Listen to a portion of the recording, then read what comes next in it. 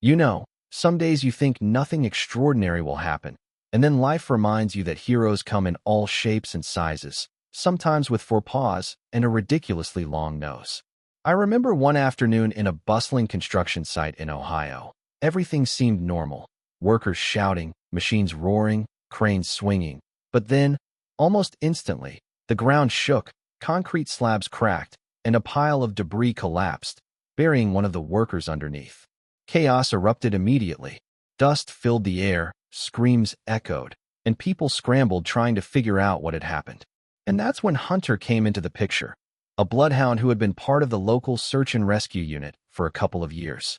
He wasn't flashy or big like some of those heroic movies would have you think, but he had something far more important, a nose that could find a person buried under 12 feet of rubble and a heart the size of a truck. Hunter had been with the unit since he was a pup. When I first met him, he was this scrappy little thing with ears too big for his head, but even then, you could tell there was a focus in his eyes, a determination that made him stand out. The handlers would tell you stories about him sniffing out lost hikers in the middle of nowhere, sometimes hours before anyone else could even figure out which way to look. And that day on the construction site, that same determination was about to be tested in the most extreme way possible. The worker trapped beneath the rubble, let's call him Mike, was pinned awkwardly under a slab of concrete, groaning and trapped, and the clock was ticking. Every second mattered. As soon as the call went out, the rescue team rushed to the scene. Hunter padded up, tail wagging a little, ears alert, and immediately began sniffing around the debris. I remember the tension in the air. The workers were shouting to each other, heavy machinery rattling, dust settling into their eyes. But Hunter didn't hesitate. His nose was to the ground, moving methodically over every inch of rubble, sniffing, sniffing, sniffing, as if he could already hear Mike's faint heartbeat through the concrete. The handlers leaned in, whispering commands, but mostly just letting him work. They knew he had the instincts, and honestly, in that moment, you could see it too. The way he focused, muscles tense, every paw calculated. The scene was chaotic. Pieces of wood and metal jutted out at odd angles. Some slabs were loose and dangerous. Any wrong step could trigger another collapse. And yet, Hunter moved carefully, sniffing, pausing, then digging slightly where he sensed something. He wasn't just sniffing for fun. He was thinking, processing, following a trail that no human could detect. I watched as he paused, ears twitching, nostrils flaring, then barked softly, almost excitedly, indicating he had picked up the scent. That bark was all it took for the team to know where to start clearing.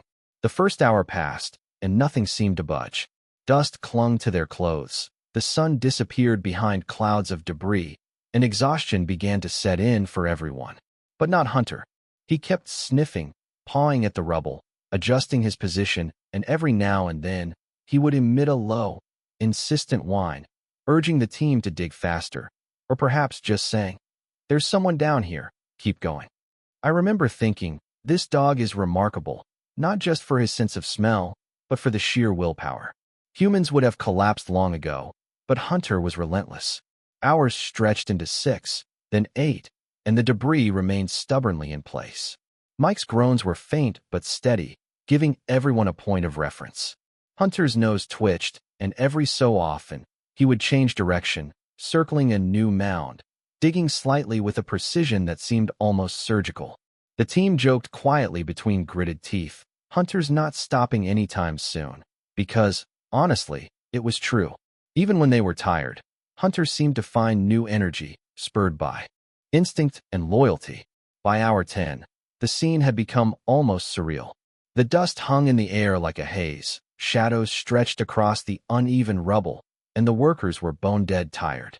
But Hunter? He was still going, pawing, digging, sniffing, moving systematically over the debris, not a hint of giving up.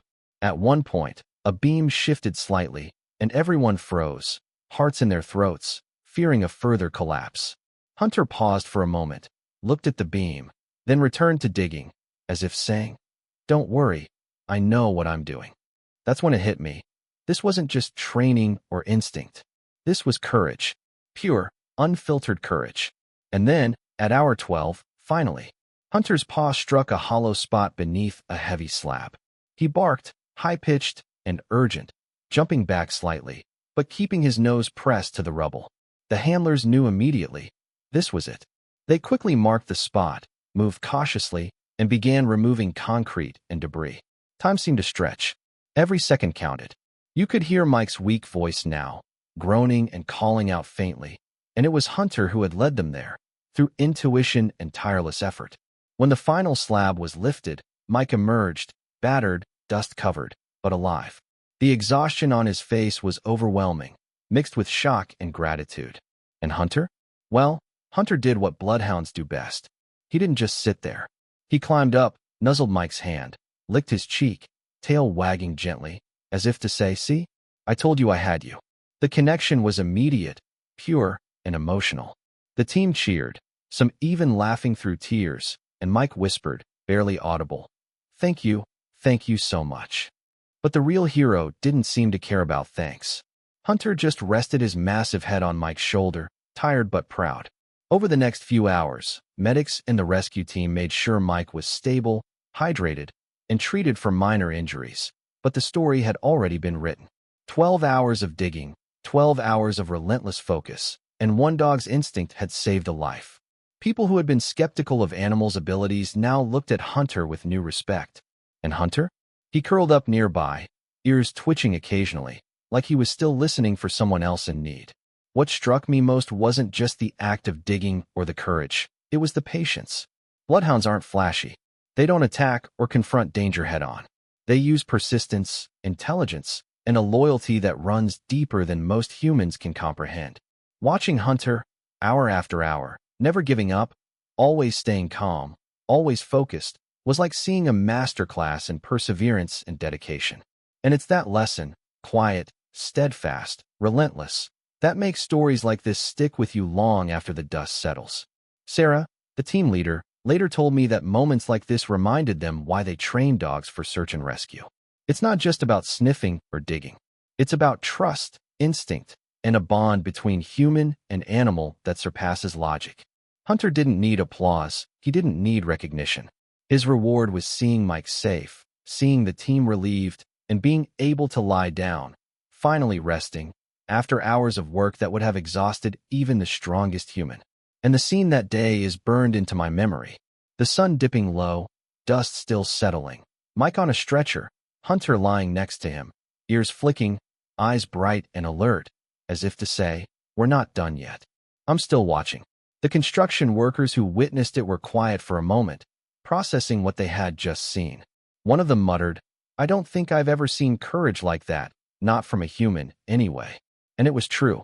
Hunter had changed their understanding of bravery, patience, and loyalty, all without speaking a word. By the time the rescue team began carefully removing the first heavy slabs of concrete, the tension on the site was almost unbearable. Dust hung in the air like fog, workers were covered in grime, and the faint groans of Mike under the rubble reminded everyone that time was slipping away. But Hunter didn't hesitate. He was already at the forefront, nose pressed to the rubble, pawing at loose debris, barking softly to signal that he had pinpointed something. And the way he moved, it was like watching a professional at work. Every sniff, every paw, every tilt of his head was intentional. Nothing wasted, nothing random. The first obstacle was a tangled mess of metal beams, some bent at sharp angles, some precariously balanced. One wrong move could have sent them crashing down further on Mike. The rescue team worked carefully, but it was Hunter who led them, circling, sniffing, barking in just the right places, almost directing the human effort.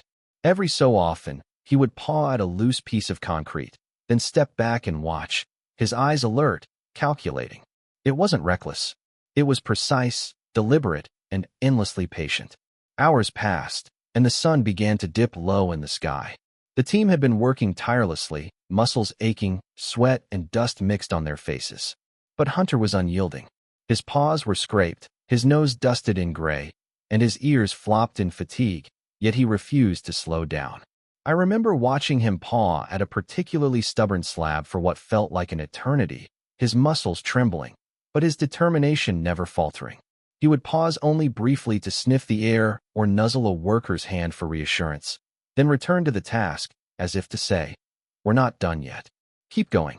At hour 6, the situation grew tense. A secondary pile of rubble had shifted slightly, and everyone froze. Even the most experienced rescue workers exchanged worried glances. One wrong step, one unstable slab, and Mike could have been further injured, or worse. Hunter froze too, ears perked, sniffing, assessing. Then he took a deliberate step forward, pawed at the debris, and let out a controlled bark. It was almost like he was signaling, "Here. This is the spot." And slowly, carefully, the team followed his lead, adjusting their movements based on Hunter's instincts. By hour 8, fatigue had set in for everyone. The rescuers were drenched in sweat and dust, and muscles burned with exhaustion. But Hunter, he never stopped. He dug through the rubble systematically, following the faint scent of Mike's clothing, his skin, even the subtle trace of sweat and fear. At one point, a worker tried to redirect him, saying, "Hunter, over here." But Hunter ignored it, circling a new section of debris. It was clear he knew where he was going.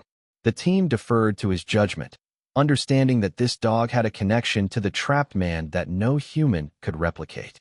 Time dragged on, and the storm of dust and heat created a haze, distorting movement and muffling sound.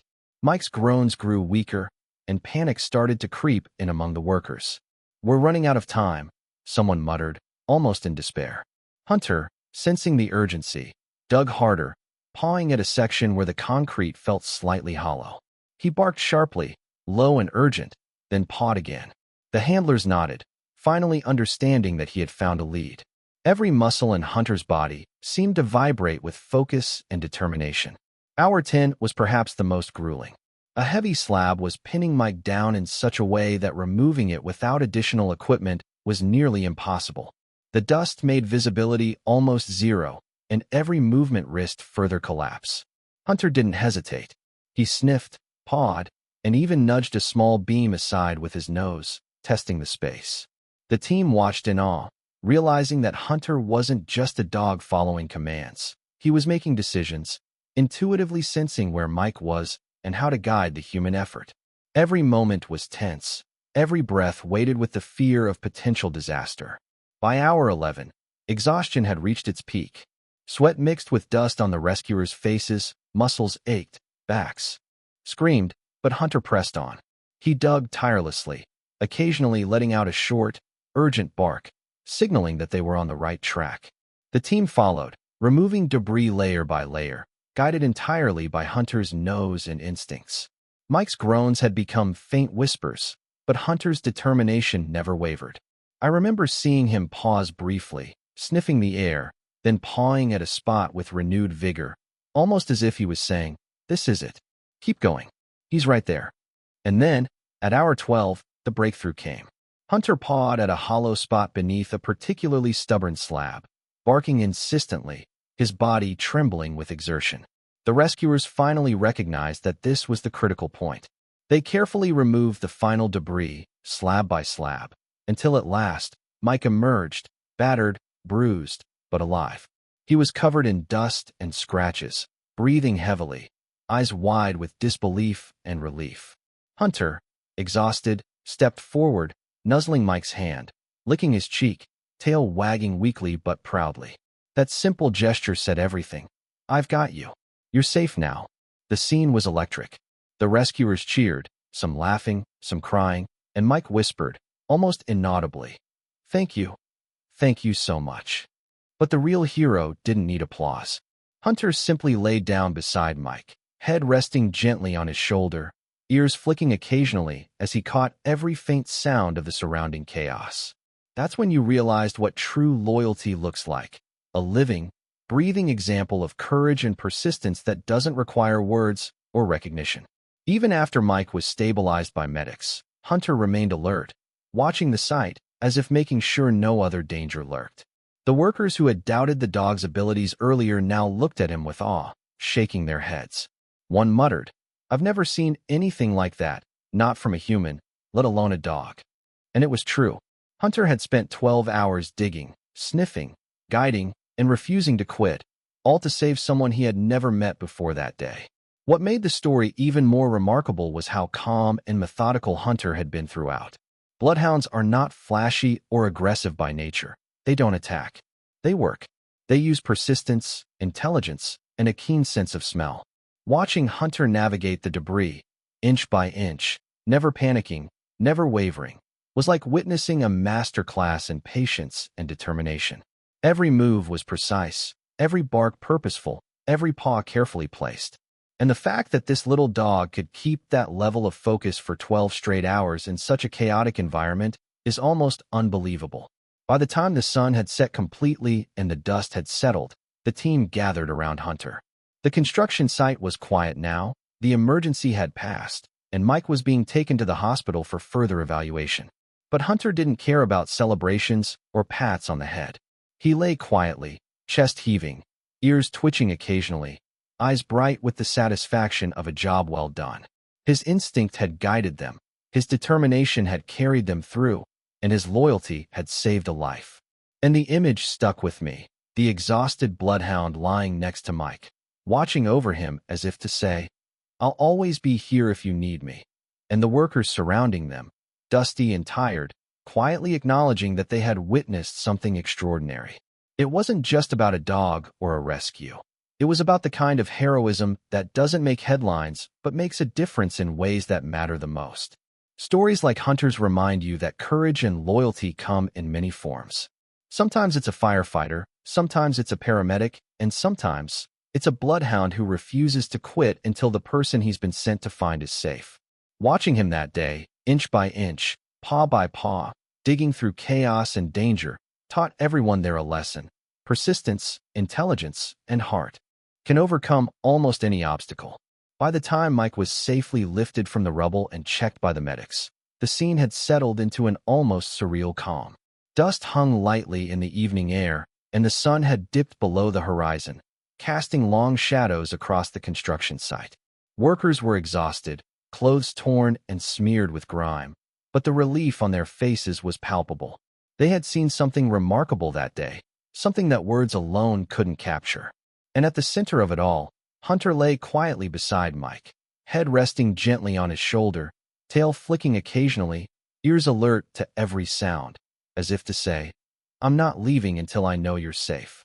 Sarah, the lead handler, knelt beside him, brushing a layer of dust from his fur. "You did it, buddy. You saved him." Her voice shook slightly, not from fear but from awe. There was no exaggeration. Hunter had spent 12 straight hours digging, sniffing, guiding the team through chaos, and never once had he wavered. That kind of endurance and focus, combined with instinct and loyalty, is rare, even among the best-trained dogs. And yet, here he was, lying there with a quiet dignity, knowing he had done his job better than anyone could have hoped. Mike, pale and battered, reached down to pet Hunter's head. His hands shook, coated in dust and scratches, but there was a warmth in his eyes that spoke volumes. I can't believe you found me. I thought I was done for." Hunter leaned in, gently nudging Mike's hand with his nose, licking lightly, almost as if to say, "You're okay now. It's over. I've got you." Mike laughed weakly through his exhaustion, a hoarse, shaky sound, and the workers around him smiled too, some tearing up quietly. That connection, between man and dog, between life and hope, was the real hero moment. In the days that followed, Mike recovered in the hospital. Doctors were impressed not only by his survival, but by the remarkably timely rescue, which had prevented serious complications. And Hunter? He returned to his kennel with the team, but everyone at the site still talked about him constantly. "That dog," one worker said, shaking his head.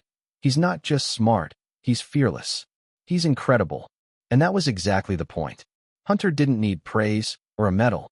His reward was seeing Mike safe and sound, and knowing that his instincts and persistence had made all the difference. It wasn't just about saving one man, either. The story spread quickly through the local community, and people began to realize how critical search and rescue dogs are in emergencies. They are often overlooked, underestimated, and yet their patience, determination, and loyalty can literally save lives. Bloodhounds like Hunter are trained to track scents for hours, sometimes days, and their sense of smell is so refined that no human could replicate it. But more than that, their temperament, calm under pressure, unflinching in the face of danger, and endlessly loyal, is what makes them indispensable. Sarah often reflected on the incident. She told me later, "It wasn't just the hours he spent digging. It was his focus, his ability to stay calm, and the way he instinctively knew where to guide us. That's something you can't teach. It's just in him. And watching Hunter that day, you understood it. He wasn't a tool. He wasn't a machine. He was a thinking, feeling, devoted being who had risked everything in a chaotic, dangerous situation to save a life. That's the kind of bravery that doesn't get written into history books, but it changes lives forever. Mike would often ask about Hunter, wanting to see him again after the hospital stay. When he finally reunited with the Bloodhound, there was no hesitation at all. Hunter recognized him immediately, tail wagging, ears perked, nudging him gently as if to remind him, "I was here. I stayed. You're okay." Mike laughed through tears, hugging the dog, and I think everyone who saw it felt that simple truth. Some heroes don't wear uniforms, some heroes don't speak, they act. And sometimes, they have four paws and a nose that never quits. Looking back on it, the incident left a mark on everyone involved. It reminded them of the fragility of life, the importance of teamwork, and the extraordinary things that can happen when humans and animals work together. It reminded the community of the unsung heroes in search and rescue units, the dogs who are trained to risk their lives quietly, efficiently, without complaint. And it reminded all of us listening to the story that courage comes in many forms. Sometimes it's running into danger yourself. Sometimes it's standing watch with calm persistence. And sometimes it's a bloodhound, digging tirelessly through rubble, never giving up until the person in need is safe. And there were moments of lightness too, small and human, that balanced the intensity. Mike's coworkers brought him treats from the site, joking about how Hunter probably deserved a steak bigger than any human could eat. Hunter, of course, had received his fair share of snacks and pats, but he seemed content to simply lie nearby, ears flicking, occasionally nudging Mike's hand. It was almost funny in its simplicity. After 12 hours of high-stakes heroics, all Hunter wanted was recognition in the form of a scratch behind the ears and a bit of rest. No fanfare, no cameras, just the quiet satisfaction of a job done well. That quiet heroism is what I love about stories like this. It doesn't matter if you're in Ohio, Colorado, or anywhere in the world. A dog like Hunter teaches us that loyalty, focus, and courage aren't always loud. They're persistent, patient, and quietly determined. And when combined with human effort, they can achieve the impossible. That's the lesson that stays with you, long after the rubble has been cleared and life returns to normal. So, what would you do if you were in that situation?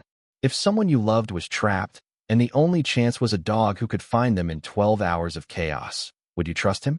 Could you stay calm while the minutes ticked by, knowing the outcome rested in his paws and instincts? I think that's the question this story leaves us with. And if you've ever seen or experienced bravery in an unexpected form, a loyal animal, a calm rescuer, someone quietly refusing to give up, I'd love to hear about it. Share it in the comments. Tell your story. Because courage doesn't always roar, but when it acts, it can change everything. And finally, for Hunter and dogs like him, the reward isn't medals or fame. It's a life saved, a family reunited, a community reminded of the quiet, steadfast power of loyalty. That's heroism. That's bravery. And that's why, when I think of that day on the construction site, I can still see Hunter's eyes, bright and alert, tail flicking gently, as if to say, "It's over. But I'll always be ready."